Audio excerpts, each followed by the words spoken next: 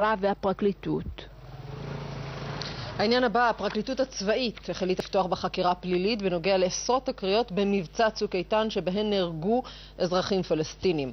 חיילים וקצינים כבר נחקרו באזהרה. האם יחקרו גם מפקדים בכירים בצה"ל ומה משמעות המהלך?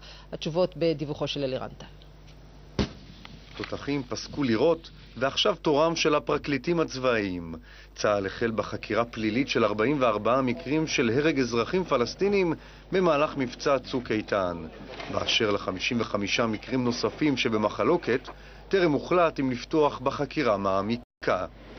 בין היתר יחקרו בפרקליטות הצבאית את נסיבות מותם של 4 ילדים בחוף עזה והרג 14 אזרחים בהפצצת בית הספר של אונר"א.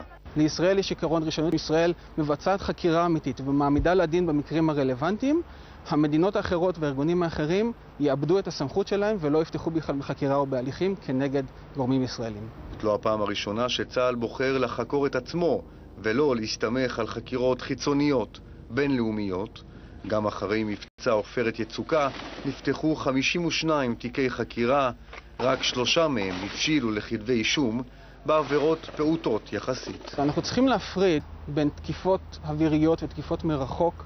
שם אנחנו מצפים שלצבא יהיה את כל המידע ואת כל העדויות, והחקירה יכולה להגיע גם לדרג הגבוה שהיה צריך לאשר תקיפות כאלה, לעומת חקירות על תקיפות שנעשו בשטח, בתוך עזה, על ידי החיילים שנמצאו בשטח והגיבו לנסיבות שהיו במקום, ששם רמת הראיות עשויה להיות פחותה מטבע הלחימה.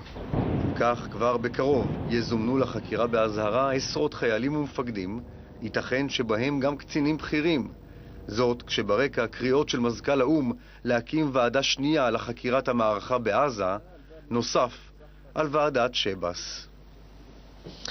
אלירן טל עכשיו מצטרף אלינו עם סגן הרמטכ"ל בכינוס גולני בזיכרון יעקב. ואתה, אלירן, מספר לנו על ביקור היסטורי של שר הביטחון יעלון, לא פחות ולא יותר, באזרבייג'אן.